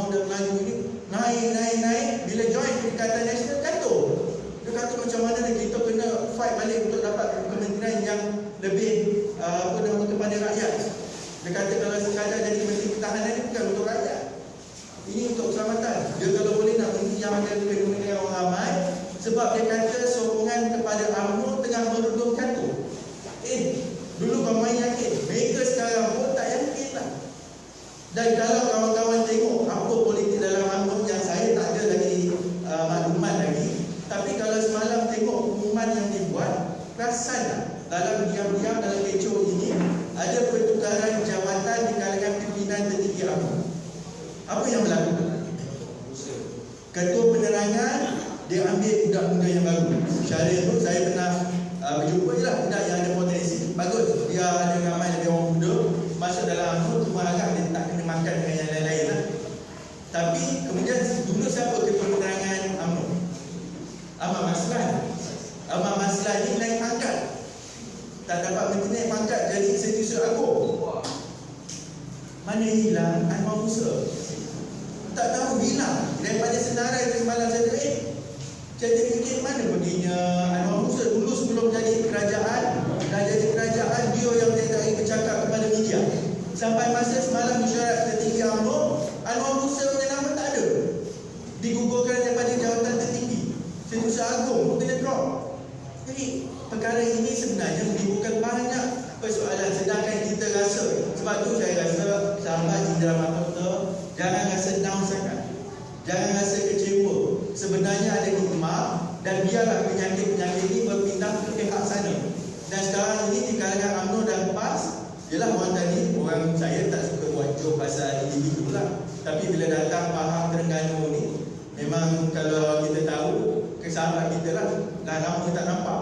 Itu dah sebut lah, kalau tak dapat jadi TPM, nak jadi nelayan. Lepas tu hilang.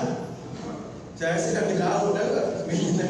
Tapi itulah hakikatnya, kawan-kawan ni pun tengah confused. Mereka pun rasa seolah-olah tertipu. Dulu janji and block, kita sokong, maksudnya UMNO sokong, UMNO akan dapat habuan dia, PAS sokong akan dapat habuan. Tapi yang dapat semua kuncu-kuncu yang dapat dengan Tan Sri Mahyudin. Jadi yang ini sebenarnya ada kesan yang sangat mendalam kepada UMNO dan juga PAS, yang mana membagi peluang juga kepada kita. Dan yang keempat, apa kesannya? Yang paling penting kepada kita adalah di kalangan rakyat. Sokongan kepada Pakatan Harapan ini tengah naik. Sokongan kepada keadilan pun bertambah baik. Sebab itu bagi kawan-kawan kita, jangan rasa macam seolah-olah kita hilang pada 7 malam. Ketika jadi kerajaan dulu pun, saya nak bercakap pun susah. Saya keluar sikit, ini budak Anwar ni, nak jatuhkan Tun Mahathir. Ini budak Anwar lagi, tak puas hati lagi. Saya soal PTPTN, dah jadi kita buat. Jangan tak buat, paling kurang pun tunjukkan usaha kita nak buat.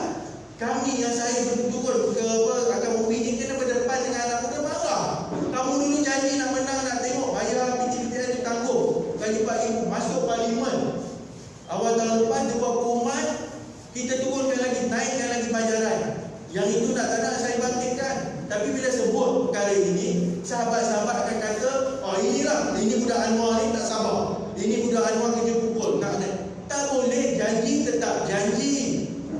Kamu dulu tolak macam tu, ini bukan kitab suci dan sebagainya. Sekarang ni mengadap Tan Sri Mahyudin tak ada kitab jadi kerajaan.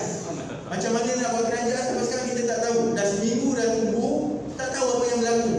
Yang ini ke sana, yang ini kemari, dan sebagainya. Jadi yang ini sebenarnya rakyat mengantikan. Dulu rakyat marah betul.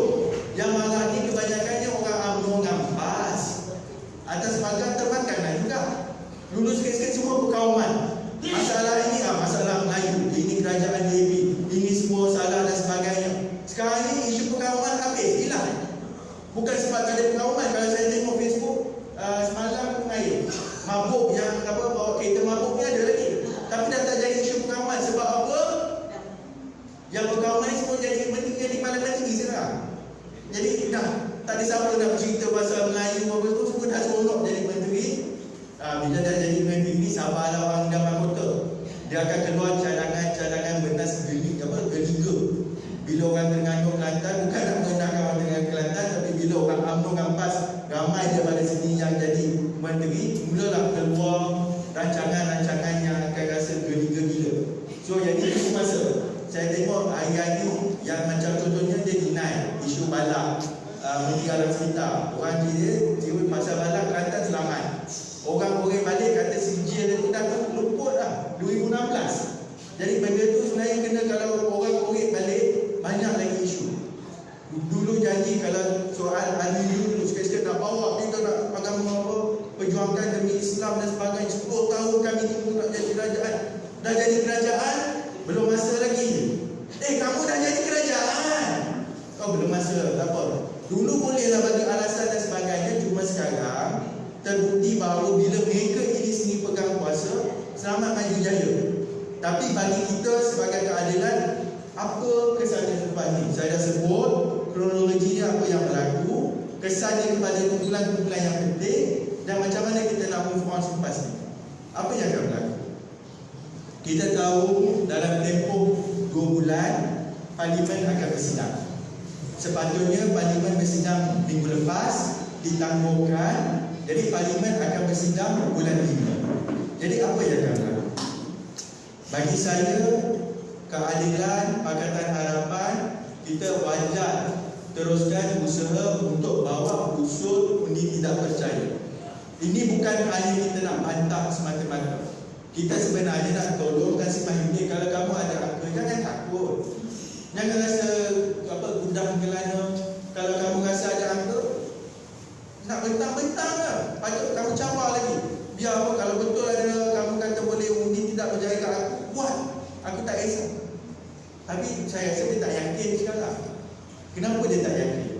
Apa yang berlaku sekarang, betul. Kalangan kita ni ada berapa ramai ahli-ahli sebenarnya. Dalam Pakatan Harapan, kalau di Parlimen, kita ada 222. Untuk bentuk sebuah kerajaan, kita perlukan 112 ahli parlimen yang menyokong untuk bentuk majoriti. Kita ada berapa ramai? Pakatan Harapan kita ada 92 ahli parlimen. Yang ini solid dan bersama dengan Pakatan Harapan.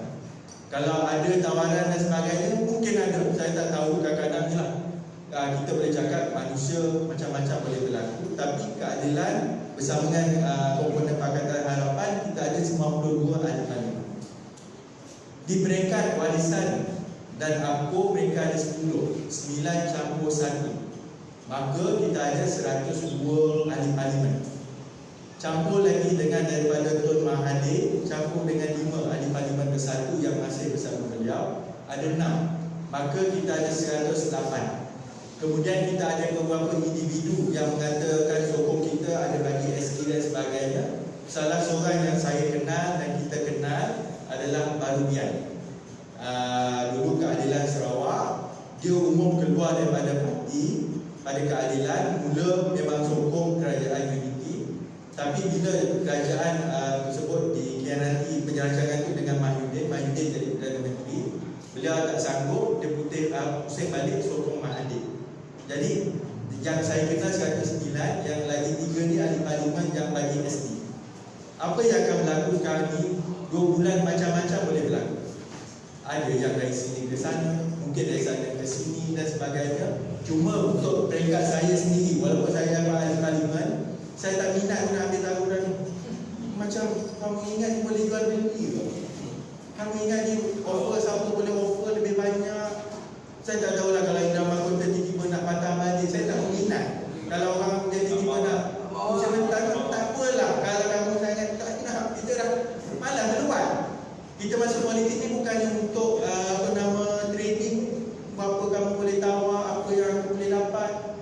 Yang kelakarnya, tengok itu ada timbalan menteri, jadi dicalonkan untuk jadi timbalan menteri. Tak nak. Tahu, dia bagi tak nak. Nak menteri.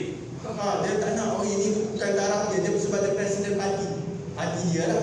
Berapa ramai ahli parlimen tak tahulah. Ya, tapi dia kata timbalan menteri tak nak. Timbalan menteri tak cukup. Dia nak kalau boleh lebih baik. Apa jawapan Perdana Menteri? Perdana Menteri, okey tak apa, kita bincang. Boleh bincang pula. Kalau nak wujudkan yang lain, okey boleh bincang. Kamu nak bincang dengan ini, Azalina tak nak bincang nanti. Pasal salah nanti tak nak minta bincang. Bumonta dia minta ni. Apa akan berlaku? Orang ni semua tunggu. Ni lagi yang tak sebut lagi. Kalau dalam parlimen, siapa yang banyak cakap? Ahmad Maslan, Syed dan Kasim. Ini semua takkanlah diam. Dia ingat masuk parlimen, dia kata inilah kerajaan yang aku tak dapat apa. Dulu kau main marah, pukul dan sebagainya. Sekarang ini kalau dia buat tawaran kepada individu tersebut yang tak nak di malam ini, yang lain pun tunggu masa. Sebab tu masing-masing tahu kelemahan Mahyudin ini akan ambil peluang. Tapi untuk pihak kita, saya jujurnya dan saya minta orang keadilan berhentilah daripada soal tawar-menawar. Kecuali lah dia rasa menyesal dan nak patah balik, masuk pun tak apalah. Kamu rasa dah sangkut sana malu, balik dah mahkota kena marah, kena ni orang bising, okay, segan jangan patah balik. Apa tawaran tak ada, aku cuma malu. Tak apalah, dia malu sangat, dia patah balik, tak apalah. Tapi kita tak akan terlibat dengan tawar-menawar ni, penat. Kalau kamu ada prinsip, tak perlu pun mujuk-mujuk, terus buat kerja, jalan, ada pendirian. Jadi ini yang akan terus berlaku dalam 2 bulan ini. Bila masuk parlimen, apa akan hasil? Sebab kita tak tahu. Undi tidak percaya ini bukannya hanya ikut blok. Maksudnya okey, yang sebelah sana semua sokong menteri, Perdana Menteri. Sebelah belakang semua sokong undi tidak percaya. Bila buat undi belah bagi di parlimen, dia undi macam mana? Setiap seorang. Dia bukannya kena undi, okey, UMNO berapa 40 orang di parlimen, okey, semua sokong. Ini tidak. Dia akan tanya seorang-seorang. Bila tanya seorang-seorang, kalau buat gila ya, kalau Najib Razak sebenarnya tiba, tak apalah, sekarang ni kalau mahkamah selalu tangguh. Lepas dia kata, oh tak apalah, saya tak ke parlimen, saya sibuk dengan mahkamah pula. Nah, ya dia. Kurang seorang. Zahid Hamidi pula, oh saya pun ada kes mahkamah, tak apalah saya nak pergi mahkamah. Najib pula pergi mahkamah, hilang lagi seorang. Kemudian Tengku Adnan, oh ada kes juga, hilang lagi seorang. Habis tu Ahmad Maslan, ada kes juga, hilang lagi. Macam mana? Maksudnya sekarang ini, sebab itu undi tak percaya tak nak buat, sebab dia boleh daripada kedua-dua pihak. Dia bukannya kamu dah duduk dengan kerajaan, kamu akan sokong kerajaan itu. Dia sebenarnya boleh kata, tidak, aku tak setuju pun, aku marah, aku tak jadi menteri. Kenapa yang senior-senior ni tak dilantik? Jadi sebenarnya sebab itu, ada kemungkinan bila masuk undi tidak percaya keputusan itu, siapa pun tak tahu. Dan saya tak nak speculate, saya tak nak peduli. Yang penting kita buat kerja. Kalau mereka ada pedoman, mereka akan patah balik. Mereka ada pedoman, mereka tak sanggup bersekongkol dengan kerajaan itu belakang ini. Tapi untuk kita terus buat kerja di bawah. Sebab apa? Kalau undi tidak percaya itu berlaku, kalaulah Perdana Menteri hilang sokongan, apa yang berlaku? Dia kena letak jawatan. Dia tak boleh lepas tu nak corner bahagian sana, oh tak apalah aku tak ni, tak boleh. Bila dah undi tak percaya, dia nak tak nak, kalau undi itu dia tak ada sokongan majoriti, dia terpaksa letak jawatan. Cuma bila letak jawatan ini ada 2 kemungkinan. Ada pendapat mengatakan bahawa ini adalah kuasa Perdana Menteri ketika itu, iaitu sama ada nak pulangkan balik untuk lantik Perdana Menteri baru ataupun ubah parlimen. Ada pendapat pula mengatakan itu kuasa yang di-Pertuan Agong, sama ada nak lantik Perdana Menteri yang baru ataupun ubah parlimen. Bagi saya pun, saya tak nak terlibat. Ini bukan kerja saya, itu kerja diorang. Dia nak ubah ke, dia nak lantik baru ke, apa tanggungjawab kita, kita kena bersedia. Macam mana nak bersedia? Ada kemungkinan, maksudnya dalam tempoh 2 bulan ini, yang saya rasa orang Indra Mahkota akan suka gila, iaitu ada kemungkinan akan berlaku pilihan raya mengejut. Yang ini ada kemungkinan, bukan saya kata kita akan menuju ke arah tersebut. Kalau kita buat undi tidak percaya pun ke arah prinsip. Tapi saya sendiri lebih cenderung, kita kalau ada lebih banyak masa, 2 bulan ini saya yakin Indra Mahkota tak ada masalah. Tapi bagi rakyat di luar sana penat, ekonomi makin teruk, COVID-19 ini makin merebak. Dan saya sendiri pun kalau boleh cukuplah, politik ini memang memenatkan. Tapi keadaan sekarang negara ini dikontrol oleh orang yang tak ada mandat dengan rakyat. Jadi memang berbelah lagi sekarang. Kalau tanya dari segi prinsipnya, memang kita boleh tak percaya. Kalau hilang sokongan, ubah parlimen. Pada masa yang sama, ubah parlimen, kita ada masalah dari segi keadaan persekitaran ini tak kondusif. Jadi nak tak nak, untuk orang idaman kota juga, kamu semua kena bersedia kalau berlaku pilihan raya berkejut. Yang kedua, kamu kena sedia jadi pembangkang 3 tahun lagi. Yang ini nak sebut, mungkin 3 tahun, mungkin 2 tahun, mungkin setahun. Yang ini kita kena bersiap saja. Tapi apa kemungkinan sebenarnya kalau berlaku pilihan raya ni? Orang kata habislah masuk pilihan raya. Saya tengok dulu memang kita rasa risau. Waktu jadi kerajaan dulu, memang orang marah kan. Tengok komen-komen tu memang sangat menakutkan lah. Tapi bila sekarang ni dalam tempoh 2 minggu, 3 minggu, kita lihat sebenarnya sokongan tu dah datang balik. Ada orang kata apa bukti kamu?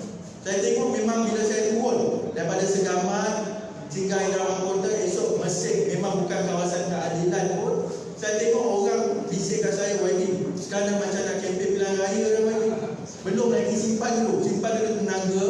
Tapi nak tak nak 2 bulan ni buat persediaan. Pada masa yang sama kita kena bersedia jadi pembangkang 3 tahun. Tapi pandangan kita macam mana?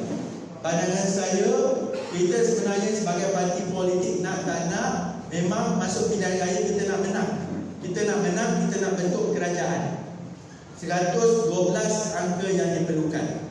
Sekarang Pakatan Harapan ada 92. Kalau nak bentuk kerajaan selepas ni, kalau kita buat kerja, rasa-rasa boleh tak? Boleh. Saya nak tanya benda mudah. Kalau berlaku pilihan raya Indramayu Kota ni, kita boleh menang balik tak? Boleh. Kalau berlaku pilihan raya Segamat, kita boleh menang balik tak? Boleh. Kalau berlaku pilihan raya di Gombak, kita boleh menang? Boleh. Kalau berlaku pilihan raya Ampang, kita boleh menang balik tak? Saya rasa boleh. Memang boleh. Sebenarnya kalau nak tengok, nak ambil balik kursi kita yang 10 ni boleh. Langkawi sekali boleh.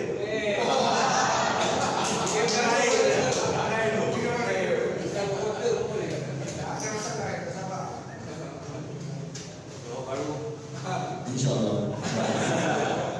Yang mana kita tengok, saya tahu kat Johor, Batu Pahat, Segamat ni insyaAllah boleh. Ini kursi yang kita bukan cari kursi baru, ini kursi kita dulu yang telah dimelot, yang dikhianati. 10 kursi ini kalau memang kita konsisten, akal ini tak berpecah. Saya terpaksa turun balik, walaupun saya tahu belum sampai masa pilihan raya, saya turun untuk bagi penerangan, tenangkan sahabat-sahabat, jangan hilang fokus. Kalau kita tumpukan balik gerak kerja di kawasan yang dah menang, ini kursi kita, secara tak langsung kita ada 102 kursi. Itu tak buat kerja lagi, tak panggil Ramizi lagi. Kalau panggil dia, keluar rata-rata dia, saya rasa banyak kursi. Jadi yang itu sebenarnya kita memang ada peluang nak bentuk balik kerajaan. Sebab itu sahabat-sahabat hati keadilan, kita kena, maksudnya bukan bersabar tunggu langut tak. Maksudnya kita kena kekal perjuangan ini. Kalau hantar dulu macam ini, sekarang selamanya itulah dia punya kerja, membakar semangat kita semua. Saya yakin tak ada masalah untuk dapat kursi kita balik. Dan kemudian nak cari lagi 10 kursi. Kalau tak nak cari pun, kita tambah 10. Barisan yang ada 10 ni dah bentuk kerajaan kan, 112. Yang lain-lain nak bersama pun kita ajak raikan. Tapi sekarang ini tanggungjawab dalam kawalan kita adalah kursi keadilan. Jadi kita nak tak nak ada kerja. Nak kata memang ini kursi milik kita, ya, tapi orang tu dah curi. Sekarang ini kita kena ambil balik. Jadi sebenarnya orang Pahang ni banyak kerja. Johor pun ada juga pengkhianatnya. Kat wilayah pun ada. Kat Selangor tu, bapa katal mak katal ada kat situ. Jadi memang kena buat kerja dari sekarang. Bukan kita nak bermusuh. Saya memang tak nampak pun dia. Dulu memang saya marah sebab itu adalah Angkatan Muda Keadilan. Kamu nak ganggu saya punya kerja, memang saya marah. Sekarang ni kamu dah keluar, alhamdulillah. Kita tunggu bukan kerja kita. Bukan kita nak lawan dia, kita nak menang hati daripada rakyat. Kita nak menang sokongan daripada pengundi kat bawah ni. Jadi kita memang marah. Memang kita marah dengan diorang ni semua. Tapi marah itu pun sama, jangan lupa menang hati pengundi yang ada kat sini. Jadi dari segi perkara yang ketiga, yang ini mungkin ada orang yang akan tidak rasa selesa. Mungkin ada sahabat-sahabat yang akan kata, ni lah Ahmad, kerja dia menghasut, kerja dia, walaupun dia diam nampak macam tak ada benda, tapi bila dia cakap mula tu ada benda yang dia nak buat. Yang itu sebab semalam saya dah sebut dalam satu kenyataan yang saya letak dekat Facebook, saya sebarkan semua. Yang saya sebut untuk dari masa sekarang ini, untuk menghadapi Perikatan Nasional, Pakatan Harapan kena ketuai, bukan mana-mana kelompok yang lain. Kita ketuai, yang lain nak bersama dengan kita tak ada masalah. Yang kedua yang saya sebut, Datuk Seri Anwar Ibrahim kena mengetuai harapan untuk kita ambil balik, kita pulangkan balik mandat ini kepada rakyat. Ini memang hak kita, dan saya yakin kalau dipulangkan balik kepada rakyat buat pilihan, insya-Allah kita akan dapat balik mandat tersebut. Tapi untuk move forward, saya rasa Datuk Seri Anwar Ibrahim perlu ke depan pimpin gerakan ini. Kalau Tun Mahathir nak bersama dengan kita, dia boleh join, tapi bukannya dia yang ketua. Bagi saya, ketuanya kena Datuk Seri Anwar Ibrahim. Sebab begitu yang saya tahu, kalau kawan-kawan ni memang sebenarnya tak boleh. Tapi bagi saya, sebab itu yang paling penting, kita tak boleh lagi terikat orang yang tak ada majoriti yang buat keputusan, orang yang tak ada mandat buat keputusan. Itu jadi cacat maupun macam ni. Saya dah kemukakan fakta tadi. Saya rasa teman-teman dah tengok apa yang berlaku. Saya tak kata yang ini salah, yang itu salah. Saya ceritakan perkara yang sebenar. Saya rasa orang undang mahkota boleh tengok apa yang saya beritahu tadi. Tapi pada masa yang sama, kita sebenarnya kena bersama-sama bantu Datuk Seri Anwar Ibrahim menang balik sokongan daripada rakyat di kawasan. Jadi yang ini nak tak nak, gerak kerja kena bermula dari sekarang. Daripada indera mahkota, daripada Kuantan, kita kena kekalkan kemenangan ini. Kemudian kursi yang lain tu kita kena cari. Sebenarnya banyak, dan malah kursi-kursi dulu pun keadilan bertanding. Tapi disebabkan nak bagi peluang kepada sahabat lain masuk, kita terpaksa tukar ganti. Memang terpaksa bagi mereka bertanding, walaupun itu sebenarnya kursi keadilan. Jadi yang ini sebenarnya kalau betul perkara ini dapat dicapai, yang ini saya dalam mesyuarat ke, bila saya jumpa pimpinan ke, memang saya akan beritahu. Pertama dulu saya dah berjuang lama, pengkhianat ni kena buang daripada parti. Dah selesai, alhamdulillah. Next, kedua yang kita kena pastikan, biar Datuk Seri Anwar pimpin gerakan rakyat ini. Boleh ke tidak? Boleh. Jadi saya rasa hampir sejam saya bercakap. Alhamdulillah tak ada yang tersengkuh ke apa. Saya rasa memang nak tahu keadaan terkini. Kalau rasa saya tak berapi macam Abang Wan tadi, sejam nak cakap macam tu, pergi tekak. Dan saya menyanyi yang ketiga, datang banyak umur. Kata sikit lagi, 4 sikit lagi. Dan esok saya insyaAllah ke Mesir, dan sebelah petang saya ada pertemuan dengan wanita Johor. Jadi sebenarnya kita kena bagi tahu penerangan ini kepada jentera kita. Saya tahu rakyat sana sedang memahami, tapi biar teman-teman ada maklumat yang sahih, maklumat daripada keadilan. Ini pandangan daripada Angkatan Muda Keadilan. Bila orang tanya, juga segambar tadi ada yang bertanya, YB macam mana rakyat tanya kenapa perjanjian PH dilanggar? Saya nak sebut keadilan tak pernah mengkhianat perjanjian kita. Keadilan tetap dengan apa yang kita perjuangkan, yang khianat orang satu lagi. Kalau betul tu pergi tanya dengan dia, kenapa kamu khianat perjanjian PH ni? Kita keadilan ni kita pegang. Malah kalau orang cerita, inilah kamu kamu sama Tan Sri Muhyiddin ke Mahathir ke semua ni, kamu kawan-kawan kamu juga. Yang saya dah sebut dulu, tadi. Dulu kita ingat semua nak lawan, kalahkan Najib, nak bawa perubahan. Yes, orang keadilan ni berjuang. Lawan Najib sampai menang, memang kita nak bawa perubahan. Tapi yang lain, bila dah menang, dia nak jadi lebih hebat pada Najib. Itu yang masalahnya. Kita tak nampak. Memang kita ingat semua dulu dah kena pecah daripada UMNO apa semua. Nak lawannya sebab nak buang Najib. Betul, nak buang Najib. Memang dia nak buang Najib. Dah buang Najib, dia pula yang nak masuk dulu. Itu yang kita tak sedar mungkin Allah. Tapi hakikatnya memang kita dikhianati. Nak rasa sedih, itulah berlaku sekarang ini, berlaku dalam politik. Jadi kalau ada orang di luar tanya kenapa PH khianat, keadilan tak pernah khianat. Orang keadilan pegang pada prinsip, malah konsisten. Sampai hari ini Datuk Seri Anwar buat visi tadi, beliau dah bersedia untuk memimpin. Dia bukan lagi kata sana sini, memang dia kata siapa nak ikut dia ikut. Siapa yang kata pendekatan dia tak betul, terpulang. Kamu nak balik semula kepada bersatu, baliklah. Kamu nak bersama, nak jadi kerajaan, cara pintu belakang, ikutlah. Tapi keadilan takkan khianat mandat yang rakyat berikan. Sebab itu kalau soal nak terangkan kepada masyarakat luar, orang kata pilihlah kamu bergaduh. Memang keadilan bergaduh dulu, saya akui. Keadilan bergaduh, Kongres bergaduh, mesyuarat bergaduh. Tapi dia orang ni semua dah keluar parti dah. Tunggu sampai 2-3 bulan, belakang pula bergaduh. Sebab memang itu kerja dia. Memang dia akan berebut, dia akan mengintai macam-macam peluang. Masuk dalam tempat kita habis. Pucak kacing kita semua. Datuk Seri Anwar maaf, bagi dia keluar. Tunggu, dia orang masuk sana, buku bertemu ruas. Sama-sama berebut, sama-sama yang akan minta keluar. Kalau di Indra Mahkota tadi saya bersembang dengan Cik Jo, kalau dulu 3 penjuru, silap-silap masuk pilihan raya, kalau ada pilihan raya mengejut, 4 penjuru. Sebab apa semua nak masuk, UMNO nak masuk, PAS nak masuk, Bersatu nak masuk, yang akan menang keadilan. Jadi mereka ni akan berebut untuk kalangan PH. Ada juga tanya nanti macam mana kalau masuk pilihan raya mengejut, keadilan ni tak bersedia. Kita dah bergaduh apa semua. Betul, dulu kita bergaduh, tapi sebenarnya kita berada dalam keadaan yang sangat stabil sekarang. Yang masih ada pengkhianat faham, esok lusa nak umum dia, tolong cepat-cepat. Mereka tu kalau boleh minta bagi salinan IC lagi bagus, untuk kita terus hantar kepada ibu pejabat. Kalau tidak pun bila dia buat pengumuman di sidang media apa, rakam muka, tulis nama terang-terang, nama penuh, cabang mana, kalau ada nombor anggota pun cantik. Ini kita serahkan kepada HQ.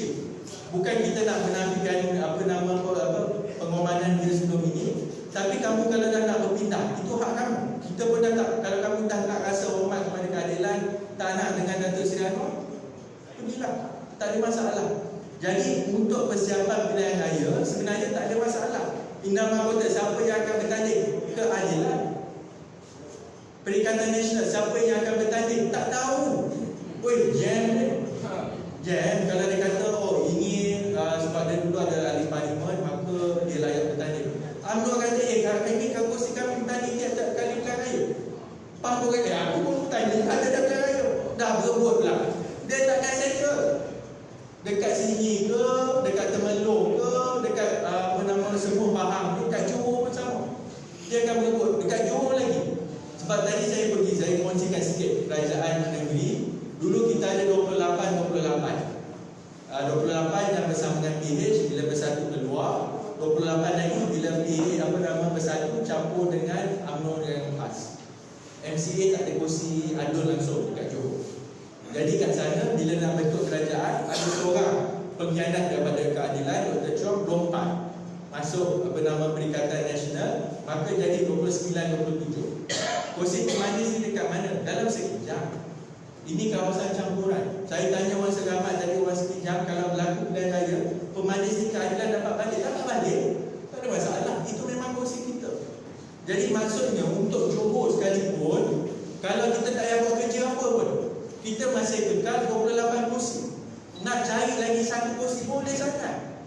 Yang mana khianat yang sahabat Bersatu dulu lompat sana, bagi saya memang saya kawan dengan dia dulu dalam kawasan parlimen saya. Kamu sekali khianat mandat rakyat, pilihan raya kita dapat. Kita nak tak nak kena letak calon, kena bawa parti keadilan, bawa PH ini. Dan insyaAllah saya yakin yang mana dulu kita boleh tumbuh kerajaan di peringkat negeri pun kita boleh dapat. Cuma orang faham, kalau nak dapat, kena lawan dekat pekan semua dululah. Kalau rasa nak jadi kerajaan negeri. Tapi bagi saya, orang faham punya contribution. Kalau kita dapat Indra Mahkota, pegang kuatan, InsyaAllah bila jadi kerajaan persekutuan, ini peluang kita untuk buat kerja di kawasan masing-masing. Dah tak ada lagi pertemuan menteri yang lambat lulus dan apa semua ni. Nak buat kerja kat bawah ni tak berlaku. Jadi kita bukannya minta kontrak jadi tawan semua, kita minta untuk iktiraf gerak kerja kita Tapi yang ini insya-Allah kalau kita jadi kerajaan persekutuan, kalau faham waktu tu masih bangga, saya rasa tak ada masalah untuk kita teruskan kerja.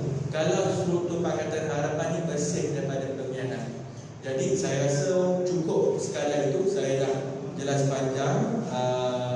Habis lepas ni sebab buat benda live, ada 3 video yang mana saya cakap tadi, saya cakap daripada maklumat yang saya ada.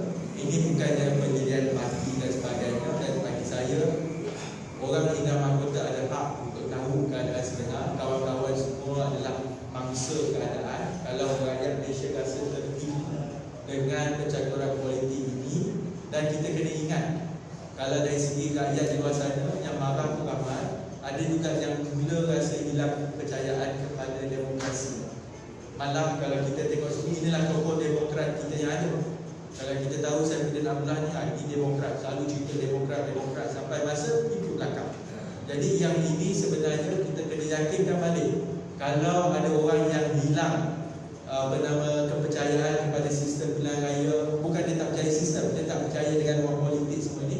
Yang ini kita kena menangi hati dia balik. Kena satu ni kita ada 2 bulan, mungkin 3 tahun yang kita kena terus buat kerja. Tapi saya yakin kalau kita teruskan buat kerja ini, akan ada kesan kepada masa depan negara. Saya rasa cukup sekadar itu. Saya dah kongsi cerita kronologi apa yang berlaku. Saya dah cerita kesan kepada kumpulan-kumpulan yang ada, PH-nya, UMNO-nya, kepada rakyatnya. Dan saya cerita juga senario yang akan berlaku. Parlimen bulan 5 ada kemungkinan Budi tak percaya. Mungkin Perdana Menteri tak dapat kepercayaan, dia terpaksa digugurkan. Mungkin ada pilihan raya mengatur, mungkin ditukar Perdana Menteri, kita tak tahu. Itu urusan pihak yang lain. Tapi untuk kita ini, kita terus berjuang. Sebab bila laku pilihan raya, kita nak ambil Indah Mahkota balik. Boleh ke tidak? Boleh.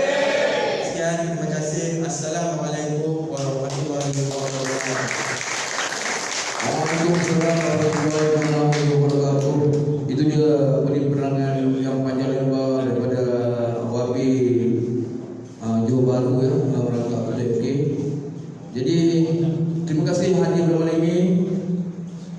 Saya dimaklumkan Facebook live ya, hampir 500 ya, 500. Tepuk tangan. Okey, silakan yang belum yang disediakan, tolong habiskan. Kesian saya. Okey, untuk akhirnya saya seri dengan wabillahi taufiq wal hidayah. Wassalamualaikum warahmatullahi wabarakatuh.